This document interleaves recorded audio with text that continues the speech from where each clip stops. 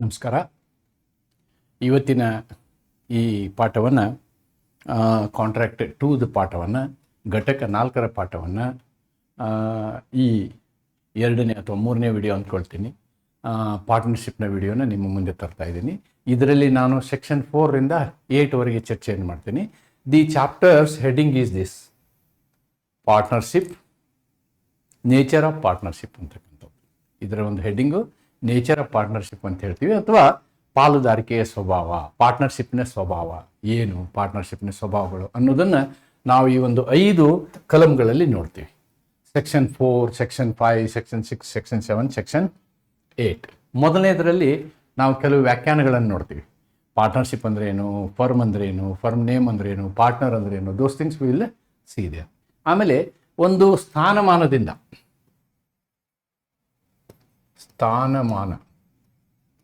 ಇದರಿಂದ ಪಾರ್ಟ್ನರ್ಶಿಪ್ ಆಗುತ್ತಾ ಅಂತಕ್ಕಂಥ ಪ್ರಶ್ನೆಯ ಬಗ್ಗೆ ತಿಳ್ಕೊಳ್ತೀವಿ.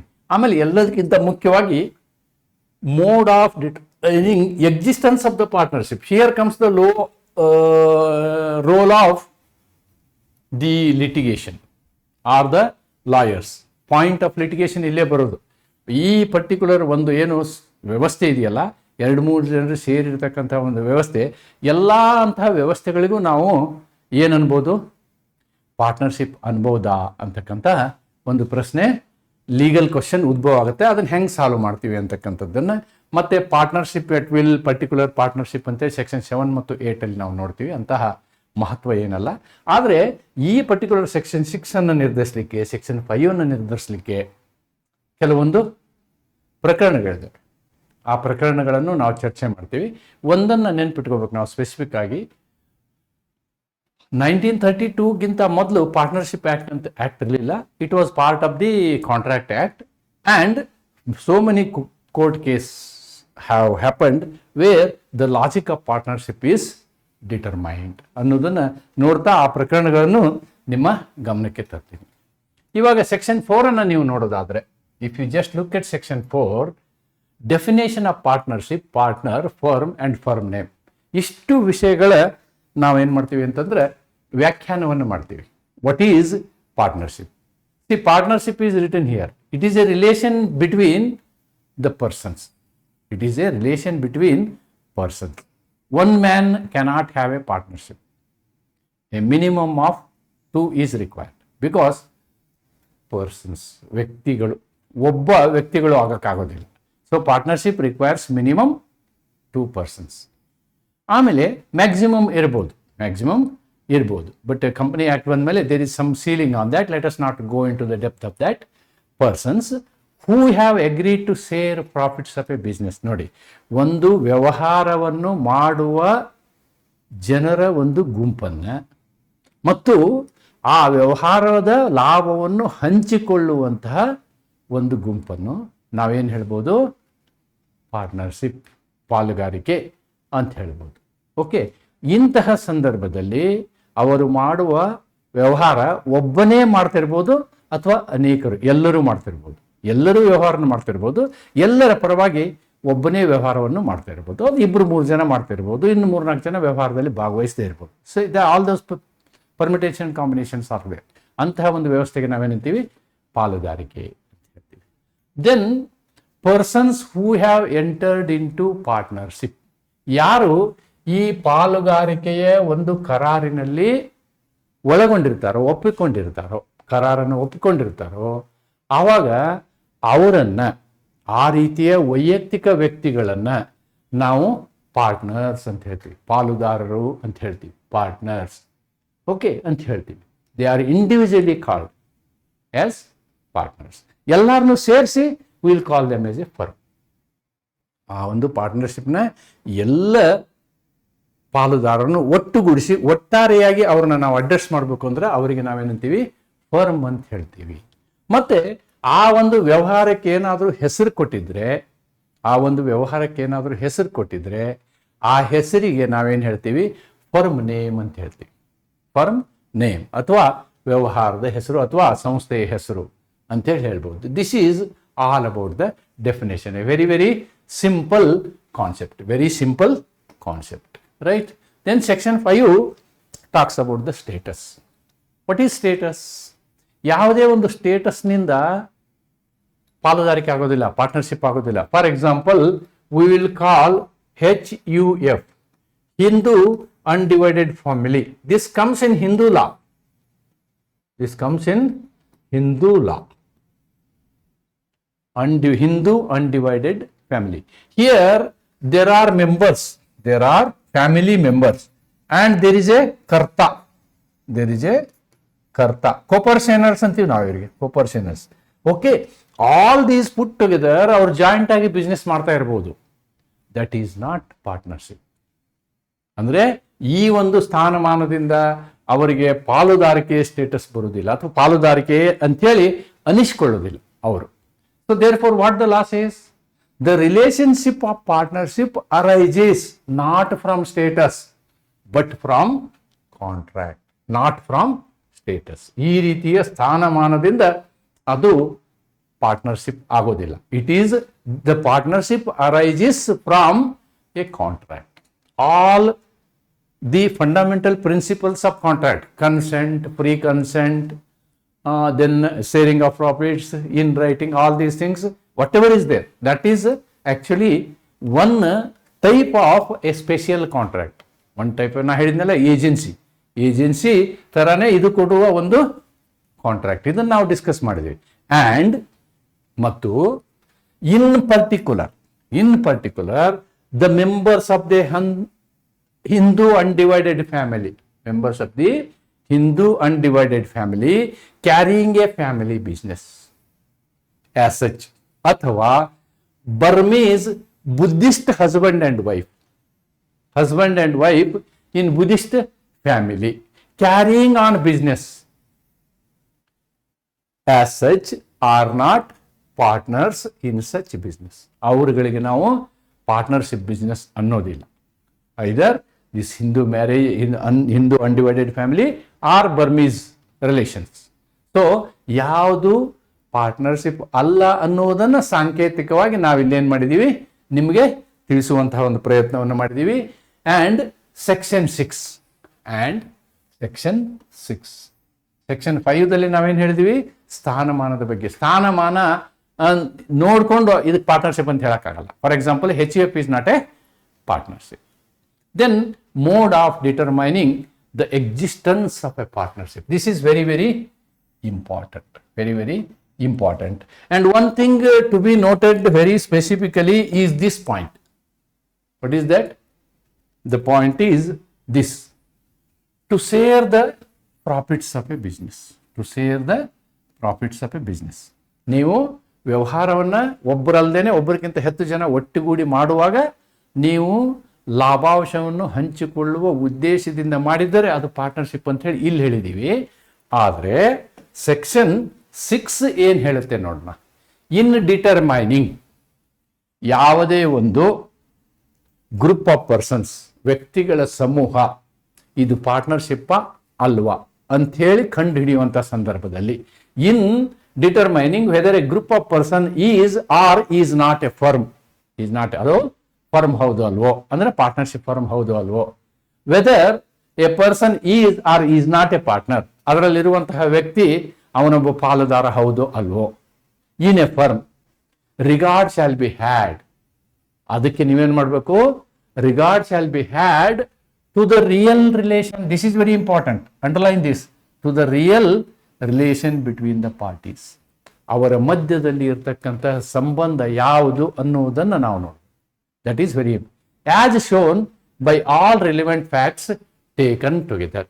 As shown by all relevant facts taken together. ಎಲ್ಲ ಆ ಸಂದರ್ಭದಲ್ಲಿ ಸಂಬಂಧಿಸಿದಂತಹ ಎಲ್ಲ ವಾಸ್ತವಗಳನ್ನು ಗಮನಿಸಿ ಇದು ಪಾಲುದಾರಿಕೆ ಸಂಸ್ಥೆ ಹೌದೋ, ಇವರು ಪಾಲುದಾರರು ಹೌದೋ ಅಲ್ಲವೋ ಎಂಬುದನ್ನು ನಿರ್ಧರಿಸಬೇಕಾಗುತ್ತದೆ. This is a legal point. We should remember. Okay, for this he has given 2 explanations. ಎರಡು ವಿವರಣೆಗಳನ್ನು ಕೊಡಲಾಗಿದೆ ಇಲ್ಲಿ. ವಿವರಣೆ 1, ವಿವರಣೆ 2. ವಿವರಣೆ 1, ವಿವರಣೆ 2.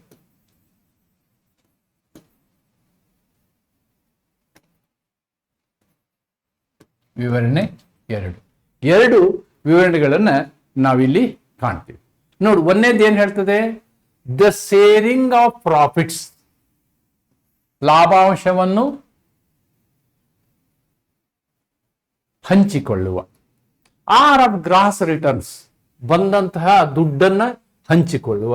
Arising from property by persons holding a joint or common interest in that property does not itself make the persons as proper partners. ಯಾವುದೇ ಒಂದು ಆಸ್ತಿಯ ಬರುವಂತಹ ಲಾಭವನ್ನು ಹಂಚಿಕೊಳ್ಳುವುದಾಗಲಿ ಅಥವಾ ಅದರಿಂದ ಬರುವಂತಹ ಗ್ರಾಸ್ ರಿಟರ್ನ್ಸ್, ರೆಂಟ್ ಬರುತ್ತೆ, ಇಂಥದ್ದೆಲ್ಲ, ಅಥವಾ ಬೆಳೆ ಬರುತ್ತೆ, ಇವನ್ನೆಲ್ಲ ಹಂಚಿಕೊಳ್ಳುವಂತಹ 2-3 ಜನ ಇದ್ರೆ ಅದು ಪಾರ್ಟ್ನರ್ಶಿಪ್ ಆಗೋದಿಲ್ಲ. It becomes only joint ownership. It is called as joint ownership. Joint ownership.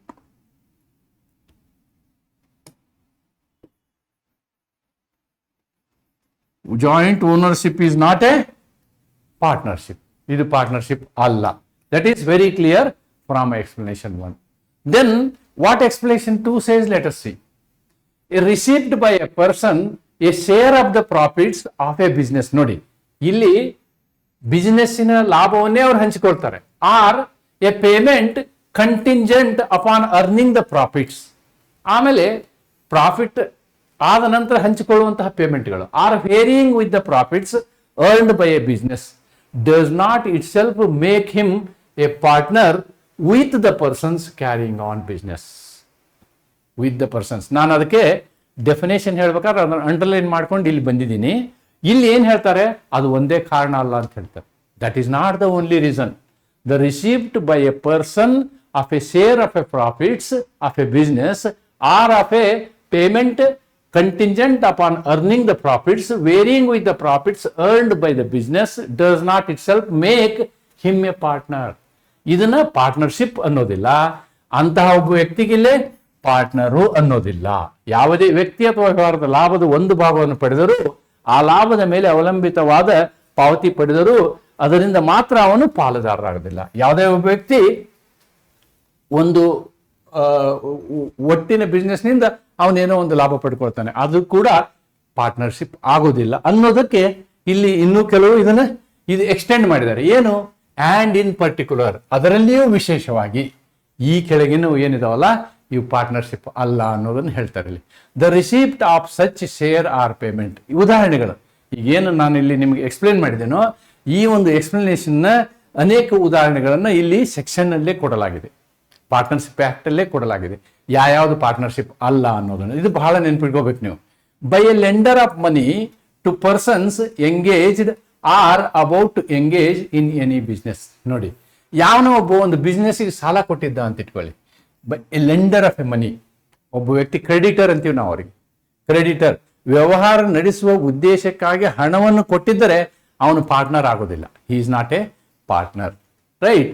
ಇದಕ್ಕೆ ಸಂಬಂಧಪಟ್ಟಂತೆ ಕೇಸ್ ಲಾಗಳಿದ್ದೇವೆ. ಕೇಸ್ ಲಾಗಳನ್ನು ನೋಡಿ ಆಕ್ಚುಲಿ ಈ ಒಂದು ಉದಾಹರಣೆಗಳನ್ನು ಬರೆದಿದ್ದಾರೆ ಅಂತ ಹೇಳಿ ನನಗನ್ಸುತ್ತೆ. By a servant or agent on remuneration, ಯಾವನೋ ಲಾಭವನ್ನು ಏನು ರೆಮ್ಯುನರೇಷನ್, ವೇತನವನ್ನು, ವೇತನವನ್ನು ತೆಗೆದುಕೊಳ್ಳುವುದರಿಂದ ಅವನು ಪಾರ್ಟ್ನರ್ ಆಗೋದಿಲ್ಲ. ಒಂದು ಪಾರ್ಟ್ನರ್ಶಿಪ್ ಸಂಸ್ಥೆಯಲ್ಲಿ, ಪಾರ್ಟ್ನರ್ಶಿಪ್ ಫರ್ಮ್ನಲ್ಲಿ ಕೆಲಸ ಮಾಡುವಂತಹ ವ್ಯಕ್ತಿ ವೇತನವನ್ನು ಪಡಿತಿದ್ದ ಅನ್ನೋ ಒಂದೇ ಒಂದು ಕಾರಣಕ್ಕಾಗಿ ಅವನಿಗೂ ನೀವು ಪಾರ್ಟ್ನರ್ ಅಂತ ಹೇಳಕ್ಕಾಗಲ್ಲ. By the widow or child of a deceased partner as annuity. ನೋಡಿ, ಒಬ್ಬ ಪಾರ್ಟ್ನರ್ ಸತ್ತು ಹೋದ ಅಂತ ಇಟ್ಕೊಳ್ಳಿ. ಸತ್ತು ಹೋದ ಪಾರ್ಟ್ನರ್ನ ಮಗ ಆಗಲಿ, ಮಗಳಾಗಲಿ ಅಥವಾ ಹೆಂಡತಿ ಆಗಲಿ, ಅವರು ಆಟೋಮೆಟಿಕ್ ಪಾರ್ಟ್ನರ್ ಆಗೋದಿಲ್ಲ. ಅವ್ರಿಗೆ ನೀವೇನ್ ಮಾಡ್ತೀರಿ? ಅವರು ತಂದೆಯ ಏನು ಕ್ಯಾಪಿಟಲ್ ನಿಮ್ಮ ಪಾರ್ಟ್ನರ್ಶಿಪ್ ಫರ್ಮ್ ಅಲ್ಲಿ ಇರೋದ್ರಿಂದ ಪ್ರತಿ ವರ್ಷ ನೀವು ಅವ್ರಿಗೆ ಏನ್ ಮಾಡ್ತೀರಿ?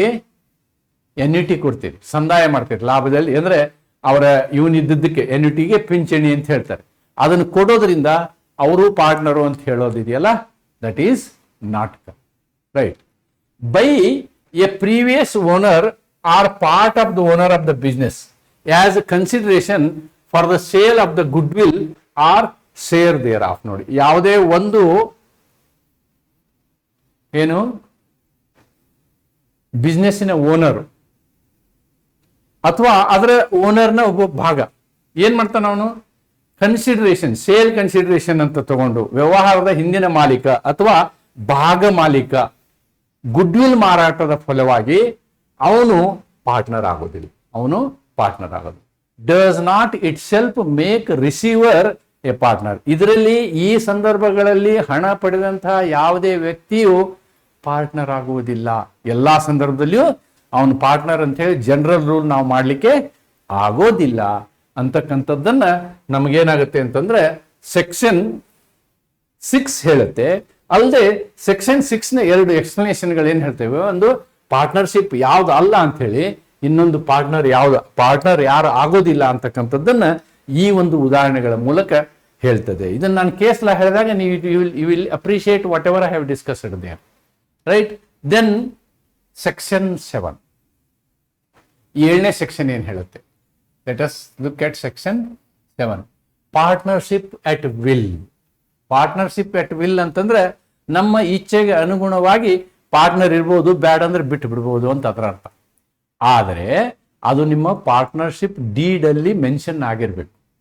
ಏನ್ ಮೆನ್ಷನ್ ಆಗಿರ್ಬೇಕು, ಯಾವುದೇ ಪೀರಿಯಡ್ ಇದೆ ಅಂತ ಹೇಳಿ ಮೆನ್ಷನ್ ಆಗಿತ್ತು ಅಂತಂದ್ರೆ ಅದು ವಿಲ್ ಆಗಲ್ಲ. ಏನೂ ಮೆನ್ಷನ್ ಮಾಡಿಲ್ಲ ಪಾರ್ಟ್ನರ್ಶಿಪ್ ಡೀಡ್ ಅಲ್ಲಿ ಅಂದ್ರೆ ಆವಾಗ ಅದು ಪಾರ್ಟ್ನರ್ಶಿಪ್ ಅಟ್ ವಿಲ್ ಆಗುತ್ತೆ.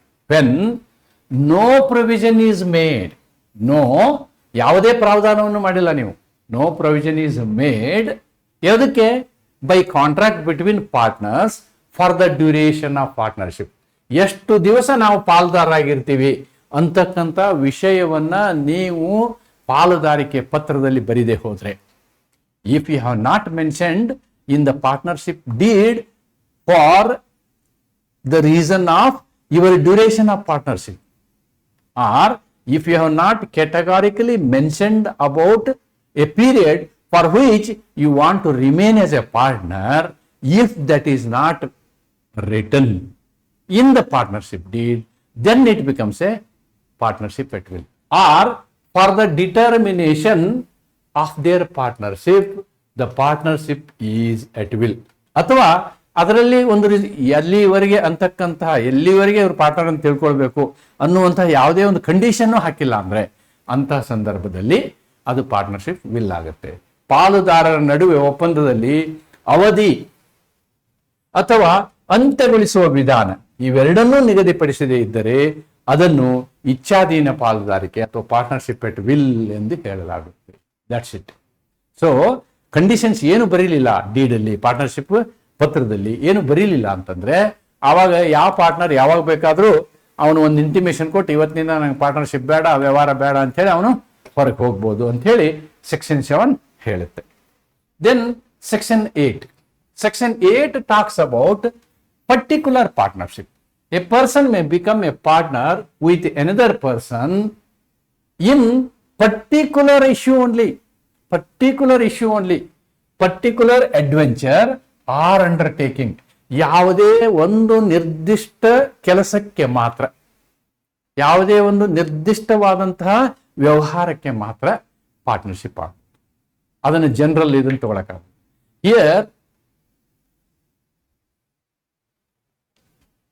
Here are important case laws relating to chapter 2, nature of partnership. Okay, so this you leave it. Anyhow, I have discussed the case laws. Particular partnership ಬಗ್ಗೆ ನಾವು ಏನ್ ತಿಳ್ಕೊಬಹುದು ಅಂತಂದ್ರೆ, particular partnership ಅಂತಂದ್ರೆ ಯಾವುದೇ ಒಂದು particular ಕೆಲಸಕ್ಕಾಗಿ adventure, ಸಾಹಸ, ಅಂಡರ್ಟೇಕಿಂಗ್, ಇಂಥ ವ್ಯವಹಾರ ಇದನ್ನ ನಾವು ಮಾಡ್ತೀವಿ, ಅದು ಮುಗಿದ್ರೆ ಪಾರ್ಟ್ನರ್ಶಿಪ್ ಆಟೋಮೆಟಿಕ್ ಕ್ಲೋಸ್ ಆಗುತ್ತೆ. That is particular partnership. For example, ಇಬ್ಬರು ವ್ಯಕ್ತಿಗಳು ಸೇರಿ ಒಂದು ವೆಹಿಕಲ್ನ ಬಾಡಿ ಬಿಲ್ಡಿಂಗ್ ಮಾಡಬೇಕು ಅಥವಾ ಒಂದು ಜೋಡೆತ್ತಿನ ಗಾಡಿ ರೆಡಿ ಮಾಡಬೇಕು ಅಂತ ಹೇಳಿ ಇಬ್ಬರು ಸೇರಿಕೊಂಡು ಮಾಡಿದ್ರು ಅಂತ ಇಟ್ಕೊಳ್ಳಿ. ಆ ಜೋಡೆತ್ತಿನ ಗಾಡಿ ಮಾಡುವಂತಹ ಕೆಲಸ ಮುಗಿದ ಕೂಡಲೇ ಅವ್ರ ಪಾರ್ಟ್ನರ್ಶಿಪ್ ಅಲ್ಲಿ ಮುಗಿದು ಹೋಗ್ತದೆ. Such partnership is called specific, ನಿರ್ದಿಷ್ಟ ಪಾಲುದಾರಿಕೆ ಅಥವಾ ಪರ್ಟಿಕ್ಯುಲರ್ ಪಾರ್ಟ್ನರ್ಶಿಪ್ ಅಂತ ಹೇಳ್ಬೋದು. ಇದರಿಂದ ಈ ಪಾರ್ಟ್ನರ್ಶಿಪ್ನ ನೇಚರ್ ಅನ್ನ ನೀವು ತಿಳ್ಕೊಳ್ತೀರಿ. This is very important. And 1860 ಒಂದು ಪ್ರಕರಣ, very very very important case law. ಇದು ಒಂದು ಕೇಸ್ ಲಾ ಬರೆದ್ರೆ ಸಾಕು ನೀವು. ನೋಡಿ, there is one more case law here, Waugh versus Carver 1793 case law. 1793 case law ಏನ್ ಹೇಳ್ತಿತ್ತು ಅಂದ್ರೆ, ಈ ಶೇರಿಂಗ್ ಆಫ್ ಪ್ರಾಫಿಟ್ ಇದ್ರೆ ಅದು ಪಾರ್ಟ್ನರ್ಶಿಪ್ ಅಂತಿದ್ರು. ಶೇರಿಂಗ್ ಆಫ್ ಪ್ರಾಫಿಟ್ ಇದ್ರೆ ಅದು ಪಾರ್ಟ್ನರ್ಶಿಪ್ ಅಂತಿದ್ರು. ನಾ ಸೆಕ್ಷನ್ 4 ಹೇಳುವಾಗ ಅದೇ ಮಾತನ್ನು ಹೇಳಿದ್ದೀನಿ.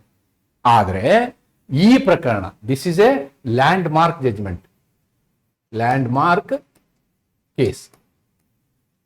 ನೆನ್ಪಿಟ್ಕೊಳ್ಳಿ, ಈ ಕೇಸ್ನ ಶಾರ್ಟ್ ನೋಟಿಗೂ ಕೇಳ್ಬೋದು. Such a important case. Therefore what is this case? Cox versus Hickman case.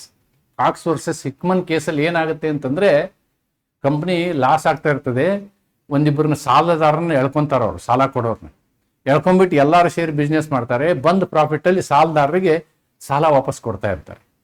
ಸಾಲ ವಾಪಸ್ ಕೊಟ್ಟಂತಹ ಸಾಲ ಮುಗಿಯೋ ತನಕ ಮಾತ್ರ ಅವರವ್ರ ಮಧ್ಯೆ ಅಗ್ರಿಮೆಂಟ್ ಇರುತ್ತೆ. ಸಾಲ ಮುಗಿಯೋ ತನಕನೂ ನಿಮಗೆ ಈ ಪ್ರಾಫಿಟ್ ಬಂದದ್ದನ್ನು ನಿಮ್ಗೆ ಕೊಡ್ತಾ ಹೋಗ್ತೀವಿ, ಸಾಲ ಮುಗಿದ ಮೇಲೆ ನೀವು ಔಟ್ಸೈಡ್, ಯು ಆರ್ ಔಟ್ ಅನ್ನುವಂಥ ಅಗ್ರಿಮೆಂಟ್ ಮಾಡ್ಕೊಂಡಿರ್ತಾರೆ.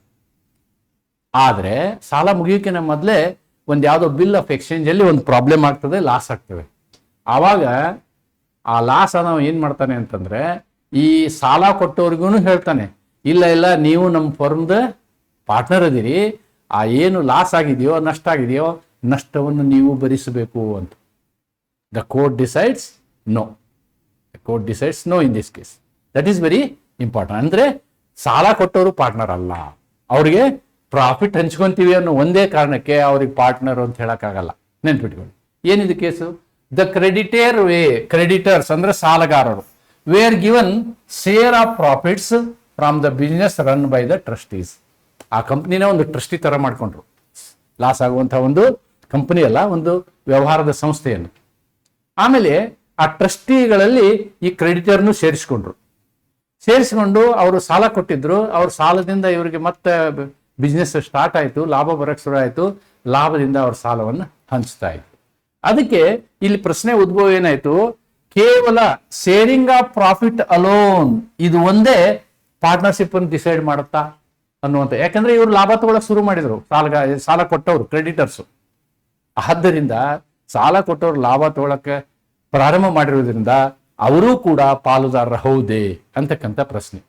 ಯಾಕೆ ಈ ಪ್ರಶ್ನೆ ಉದ್ಭವ ಆಯ್ತು ಅಂತಂದ್ರೆ, ಈ ಹಿಕ್ಮನ್ ಏನ್ ಮಾಡ್ದ ಅಂದ್ರೆ, ತನಗಾದಂತಹ ಲಾಸ್ಗೆ ಇವ್ರ ಮೇಲೆ ಕೇಸ್ ಹಾಕ್ದ, ನೀವು ಪಾರ್ಟ್ನರ್ ಇದರಿ, ಈ ಲಾಸಲ್ಲಿ ಇಷ್ಟು ದುಡ್ಡು ನೀವು ಕೊಡ್ಬೇಕಾಗತ್ತೆ, ಈ ದುಡ್ಡು ಕೊಡಿ ಅಂತ. ಆವಾಗ ಅವ್ರು ಹೇಳಿದ್ರು, no we are creditors, we are not partners ಅಂತ.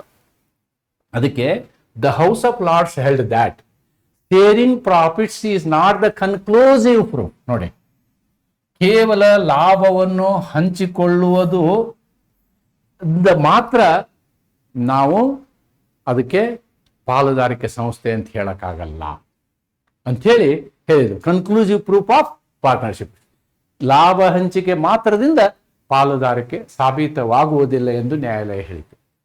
ಏನು, what is the legal principle here? What is important is mutual agency. ನಾ ಹಿಂದಿನ ಕ್ಲಾಸಲ್ಲಿ ಹೇಳಿದ್ದೀನಿ. What is important is the second factor also. First one is sharing is important. Sharing of profit is important. Second important thing is mutual agency. Mutual agency. ಅವರು ಪರಸ್ಪರ ಒಬ್ಬರಿಗೊಬ್ರು ಏನಾಗಿರ್ಬೇಕು? Agent ಆಗಿರ್ಬೇಕು. ಒಬ್ಬರಿಗೊಬ್ರು ಏಜೆಂಟ್ ತರ ಕೆಲಸ ಮಾಡ್ತಿರ್ಬೇಕು. ಅಂದಾಗ ಮಾತ್ರ ಅವ್ರು ಏನಾಗ್ತಾರೆ? ಪಾರ್ಟ್ನರ್ಸ್ ಆಗ್ತಾರೆ, ಪಾರ್ಟ್ನರ್ಶಿಪ್ ಫರ್ಮ್ ಆಗುತ್ತೆ. ಇಲ್ಲಿ creditors wear not like that. Creditors wear not. ಈ ಮ್ಯೂಚುವಲ್ ಏಜೆನ್ಸಿ ಅರ್ಥವನ್ನು ತಿಳ್ಕೊಬೇಕಂದ್ರೆ ನನ್ನ ಪ್ರೀವಿಯಸ್ ವಿಡಿಯೋ ನೋಡ್ಬೇಕು ನೀವು.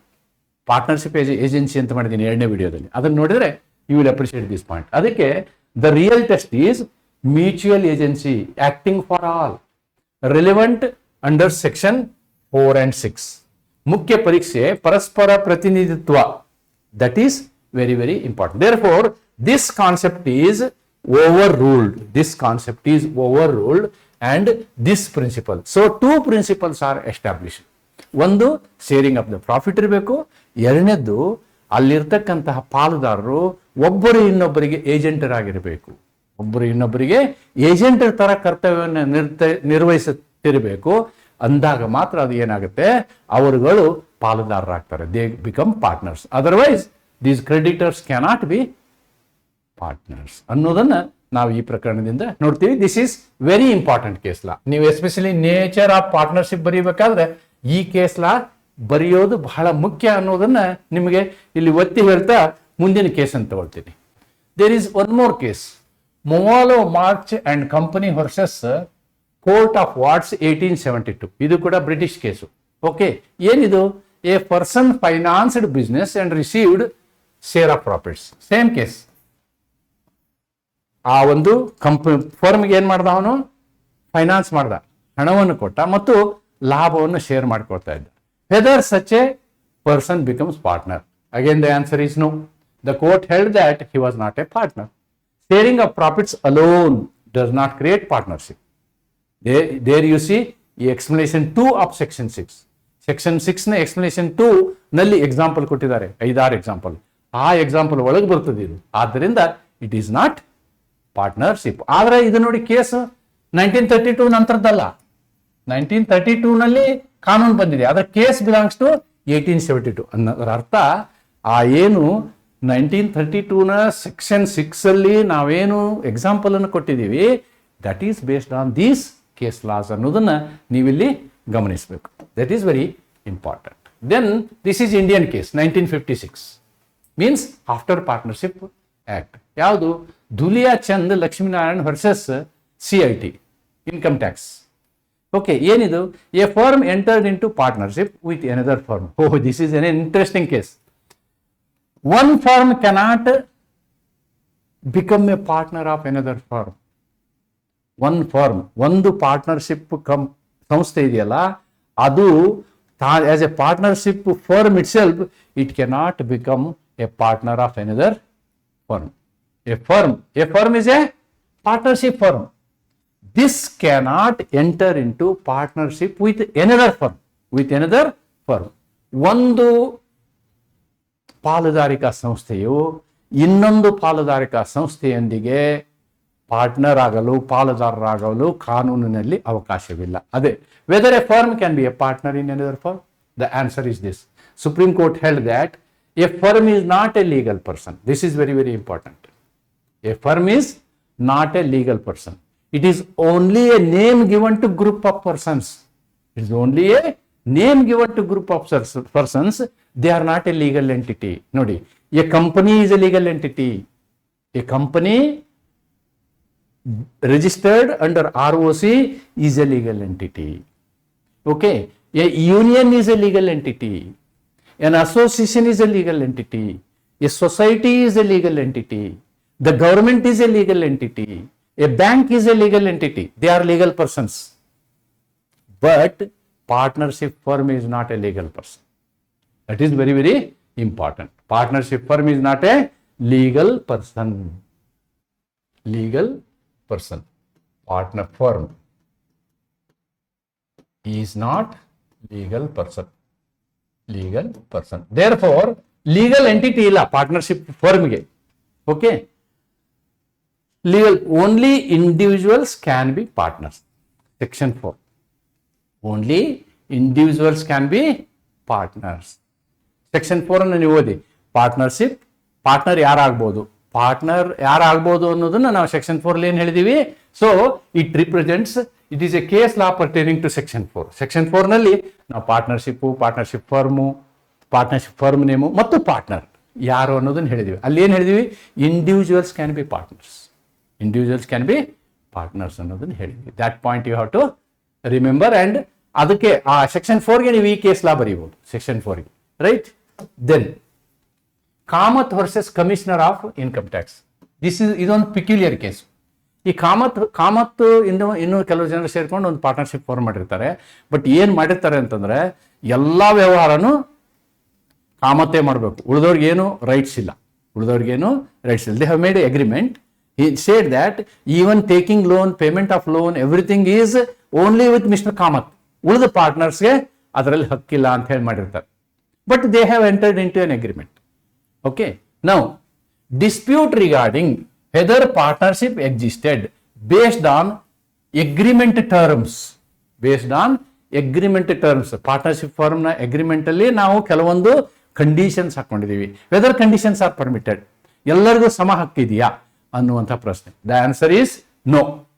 What determines existence of partnership? Partnership ಯಾವುದ್ರ ಮೇಲೆ ಅವಲಂಬನೆ ಆಗಿದೆ? ಇಟ್ ಇಸ್ ಓನ್ಲಿ ಇಂಡಿವಿಜುವಲ್ ಇರಬೇಕು, ಅವ್ರ ಮಧ್ಯೆ ಅಗ್ರಿಮೆಂಟ್ ಇರಬೇಕು. ಇಂಟರ್ನಲ್ ಕಂಡೀಷನ್ ಏನಿರಬೇಕು ಅನ್ನೋದನ್ನ ಪಾರ್ಟ್ನರ್ಶಿಪ್ ಸೆಕ್ಷನ್ 4 ಹೇಳೋದಿಲ್ಲ. ಸೆಕ್ಷನ್ 4 ಹೇಳೋದಿಲ್ಲ. Court emphasised real intention and mutual agency. ಏನಿರ್ಬೇಕಲ್ಲಿ? ಕೋರ್ಟ್ ಏನು ಹೇಳ್ತು? ನಿಮ್ಗೆ ರಿಯಲಿ ವ್ಯಾಪಾರ ಮಾಡುವ ಇಂಟ್ರೆಸ್ಟ್ ಇರಬೇಕು, ವ್ಯಾಪಾರ ಮಾಡುವ ಇಂಟ್ರೆಸ್ಟ್ ಅಲ್ಲಿ ಲಾಭ ಹಂಚಿಕೊಳ್ಳುವ ಇಂಟ್ರೆಸ್ಟ್ ಇರಬೇಕು, ಒಬ್ಬರಿಗೊಬ್ಬರು ಏಜೆಂಟಾಗಿ ಕೆಲಸ ಮಾಡಬೇಕು ಅಷ್ಟೇ. ಒಳಗಡೆ ನೀವು ಇಂಟರ್ನಲ್ಲಿ ನೀವೇನು ಮಾಡ್ಕೊಂಡ್ರೆ ದಟ್ ಈಸ್ ಯುವರ್ ಲುಕ್ಔಟ್ ಅಂತ ಹೇಳಿ ಕೋರ್ಟ್ ಹೇಳ್ತು. Substance over form, real relation matters. Real relation matters. Relation ಎಲ್ಲಿ? ಸೆಕ್ಷನ್ 6 ನೋಡ್ಬೇಕು ನೀವು. ಸೆಕ್ಷನ್ 6 ಅಲ್ಲಿ ಏನು ಹೇಳ್ತೀವಿ ನಾವು? ರಿಲೇಷನ್ ಹೆಂಗಿರಬೇಕು ಅಂತಂದ್ರೆ, ಪಾರ್ಟ್ನರ್ಸ್ ಆಗಿರುವವರು ಲಾಭ ಹಂಚಿಕೆಗೋಸ್ಕರ ಮಾಡ್ಕೊಂಡಿರ್ಬೇಕು, ಒಬ್ಬರು ಇನ್ನೊಬ್ಬರ ಪ್ರತಿನಿಧಿಯಾಗಿ ಕೆಲಸ ಮಾಡಬೇಕು. ಇಷ್ಟಿದ್ರಾಯ್ತು. ಅದರಲ್ಲಿ ನೀವು ಒಳಗಡೆ ಬೇಕಾದ ಕಂಡೀಷನ್ ಹಾಕೊಂಡಿರ್ಬೋದು. ಏನು? There may be 10 partners. Out of 10 1 is executive partner and all remaining are sleeping partners. ಏನಂದ್ರೆ ಸ್ಲೀಪಿಂಗ್ ಪಾರ್ಟ್ನರ್ಸ್ ಅಂದ್ರೆ ಅವರು ವ್ಯವಹಾರಕ್ಕೆ ಬರೋದನ್ನೇ ಇಲ್ಲ. ಇವರು ಏನ್ ಮಾಡಿದ್ದಾರೆ? 10ರಲ್ಲಿ ಎಲ್ಲರೂ 10 ಲಕ್ಷ ದುಡ್ಡು ಹಾಕಿದ್ದಾರೆ. 10 lakh each. Total 1 crore business ಮಾಡ್ತಾ ಇದ್ದಾರೆ. 1 crore ಹಾಕ್ಬಿಟ್ಟು ಬಿಸ್ನೆಸ್ ಮಾಡ್ತಾ ಇದ್ದಾರೆ. ಆದ್ರೆ ಬಿಸ್ನೆಸ್ ಮಾಡುವಂತ ವ್ಯಕ್ತಿ ಒಬ್ಬನೇ ಎಕ್ಸಿಕ್ಯೂಟಿವ್ ಪಾರ್ಟ್ನರ್. ಉಳಿದವ್ರು ಯಾರು ಯಾವ ಇದಕ್ಕೂ ಬರೋದಲ್ಲ. But they are sharing profits. They are sharing profits and they act like mutual agents. They act like mutual agents ಅಂದ್ರೆ ಒಬ್ಬರು ಇನ್ನೊಬ್ಬರ ವಿಶ್ವಾಸದಲ್ಲಿ ಪ್ರತಿನಿಧಿತ್ವದಲ್ಲಿ ಬಿಸ್ನೆಸ್ ಮಾಡ್ತಾರೆ. But they are these people are not physically participating in the business. ಅಷ್ಟಿದ್ರೆ ಸಾಕು, that becomes a partnership. Their internal conditions will not affect the concept of a partnership ಅನ್ನೋದನ್ನ ನಾವು ಕಾಮತ್ ಕೇಸಲ್ಲಿ ನೋಡ್ಬೋದು. Then again CIT versus Chidambaram Pillai. Chidambaram Pillai ಏನ್ case ಇದು? 77 case. A partner received salary from the firm. This is another interesting case. ನೋಡಿ, ಒಂದು partnership firm ಅಲ್ಲಿ ಸಂಬಳ ಕೊಡುವಂತಹ ವ್ಯವಸ್ಥೆ ಇದೆಯಾ ಅಂತ. If he is a partner, he is taking salary, okay, then as a partner, he is taking something. Whether he is partner or not is a question. Here, I will tell you one thing. There is one partner A, there is one partner B. A is 24/7 is working for firm. B is ಯಾವಾಗಲೂ ಒಂದ್ಸಲ ಬರ್ತಾನೆ, at times ಯಾವಾಗಲೂ ಒಂದ್ಸಲ ಬರ್ತಾನೆ. But ಇಬ್ರು ಅಷ್ಟೇ ದುಡ್ಡು ಹಾಕಿದ್ದಾರೆ. ಅವನೊಂದು 10 ಲಕ್ಷ ಹಾಕಿದ್ದಾನೆ, ಇವನೊಂದು 10 ಲಕ್ಷ ಹಾಕಿದ್ದಾನೆ. ಆದ್ರೆ ಇಲ್ಲಿ ಏನಾಗುತ್ತೆ ಅಂತಂದ್ರೆ, the capital of A is invested. ಅವನ ದೇಹ, ಅವನ ಜಾಣತನ, ಇದನ್ನೆಲ್ಲ ಅವನೇನ್ ಮಾಡಿದಾನೆ? ಇನ್ವೆಸ್ಟ್ ಮಾಡಿದ್ದಾನೆ ಪಾರ್ಟ್ನರ್ಶಿಪ್ ಅಲ್ಲಿ. ಎಲ್ಲ ವ್ಯವಹಾರದ ಜವಾಬ್ದಾರಿ ಅಂತ ಸಂದರ್ಭದಲ್ಲಿ ಅವನು ಹೆಚ್ಚಿನ ಹಣವನ್ನು ತಗೊಳ್ಬಹುದು. But this is again sharing of the profit only in different ratio. It cannot be called as a salary. It cannot be called as a salary. ಅಂದ್ರೆ ಪಾರ್ಟ್ನರ್ಶಿಪ್ ಫರ್ಮ್ ಅವರು ಎಂಪ್ಲಾಯಿನ ಇಟ್ಕೋಬಾರ್ದು ಅಂತಲ್ಲ, ಬಟ್ ಪಾರ್ಟ್ನರ್ ಆಗಿರೋನು ಸಂಬಳ ತೆಗೆದುಕೊಳ್ಬಹುದಾ ಅಂತಕ್ಕಂಥ ಪ್ರಶ್ನೆಗೆ ಉತ್ತರ ಇದು. A partner, okay, what court said? Court held that a partner is not employee of the firm. ಯಾವತ್ತೂ ಒಬ್ಬ ಪಾಲುದಾರ ಆ ಒಂದು ಸಂಸ್ಥೆಯ ಸೇವಕ ಆಗಲಾರ. Partner acts for firm, not as a servant. Section 4 explanation 2. Section 4 explanation 2. Section 4 and explanation 2. Explanation 2 of section 6. Section 6. Section 4 ನ ನೀವು ನೋಡಿದಾಗ ಗೊತ್ತಾಗುತ್ತೆ. ನೌಕರದಾರ ಪಾರ್ಟ್ನರ್ ಆಗಲಾರ ಅನ್ನೋದನ್ನ ನಾವು ಸೆಕ್ಷನ್ 4 ಅಲ್ಲಿ ನೋಡ್ತೀವಿ. ಸೆಕ್ಷನ್ 4 ಅಲ್ಲಿ ನೋಡ್ತೀವಿ. ಆದ್ದರಿಂದ ಅವನು ಸಂಬಳ ತಗೊಂಡಿದ್ದಾನೆ ಅನ್ನೋ ಕಾರಣಕ್ಕಾಗಿ ಅವನು ಪಾರ್ಟ್ನರ್ ಅಲ್ಲ ಅಂತ ಹೇಳಕ್ಕಾಗಲ್ಲ. ಆಸ್ ಎ ಪಾರ್ಟ್ನರ್ ಅವನ ಸಂಬಳ ತಗೊಳ್ತಿದ್ದ ಅಂತ ಇಟ್ಕೊಳ್ಳಿ. That is nothing but sharing of the profit for his extra capital. ತನ್ನ ದೇಹವನ್ನು ಉಪಯೋಗ ಮಾಡಿದಂತಹ ಎಕ್ಸ್ಟ್ರಾ ಕ್ಯಾಪಿಟಲ್ಗೆ ಅವನಿಗೆ ಎಕ್ಸ್ಟ್ರಾ ದುಡ್ಡು ಬರುತ್ತೆ ಅಂತ ಹೇಳೇ ಹೊರತು it is not treated as a salary ಅಂತಕ್ಕಂಥದ್ದನ್ನು ಈ ಪ್ರಕರಣದಲ್ಲಿ ನೋಡ್ತೀವಿ. Then Lindley versus Bloomberg. I have forgotten to write the year. What is this case? Question arose whether partnership depends on agreement or status. Okay, whether partnership can arise on status. Status ಮೇಲೆ ಇಲ್ಲ ಅನ್ನೋದು section ನಲ್ಲಿ ಇದೆ. It says in section 5. That is the case. Simple. Partnership arises only from contract, only from contract and not from status. ಸ್ಟೇಟಸ್ನಿಂದ ಅಲ್ಲ, ಸ್ಟೇಟಸ್ನಿಂದ ಅಲ್ಲ ಅನ್ನೋದನ್ನ ನಾವಿಲ್ಲಿ ತಿಳ್ಕೊಳ್ಬೇಕು. That's it. Then 7th case, Shankaralinga Nadar versus income tax. A Hindu undivided family carried on business. Anyhow, again, it is there in the explanation. Nothing more to explain. A Hindu divided family carried on business. Whether HUF members are partners? The answer is no, because categorically it is written in the code itself. Court held that they are not partners. Partnership does not arise from status, section 5. That's it. Very simple case. With this, I am coming to the conclusion of nature of partnership. ಪಾಲುದಾರಿಕೆಯ ಸ್ವಭಾವ ಏನು ಅನ್ನೋದನ್ನ ನಾವು ನೋಡೋದಾದ್ರೆ ಅದರ ಸ್ವಭಾವವನ್ನು ನಾವು ಈ 4 ಪಾಯಿಂಟ್ಗಳಲ್ಲಿ ಹೇಳ್ಬೋದು. Partnership is always based on ಕರಾರು. ಆಲ್ವೇಸ್ ಬೇಸ್ಡ್ ಆನ್ ಕರಾರು. ಓಕೆ, ಎಲ್ಲ ಒಪ್ಪಂದಗಳು ಕರಾರಲ್ಲ, ಎಲ್ಲ ಕರಾರುಗಳು ಒಪ್ಪಂದಗಳು. ಮತ್ತು mutual agency. This is very important. ಅದಕ್ಕೆ contract and mutual agency. Profit sharing alone is not sufficient, no doubt, ಮೊದಲಿತ್ತು. But after Cox versus Hickman case, Cox versus Hickman case versus Hickman, Cox versus Hickman case ಇದೆಯಲ್ಲ, ಇದು ಈ ಒಂದು decision ಅನ್ನು ತರ್ತದೆ. Real relationship between the parties is decisive. ಅವರ ಮಧ್ಯದ ಸಂಬಂಧ ಯಾವ ರೀತಿ ಇದೆ ಅನ್ನೋದು ಅದು ಪಾಲುದಾರಿಕೆ ಸಂಸ್ಥೆ ಹೌದು ಅಲ್ಲ ಅನ್ನೋದನ್ನು ಡಿಸೈಡ್ ಮಾಡ್ತದೆ. Status like HUF does not create partnership. Okay, status like HUF ನೋಡಿ, ಅದು ಪಾರ್ಟ್ನರ್ಶಿಪ್ನ ಕ್ರಿಯೇಟ್ ಮಾಡೋದಿಲ್ಲ. So this is all about nature of partnership, a very simple concept. So you have to remember what are all the provisions, section 4 to 8, and important is section 6. Section 6 or 5, let me check.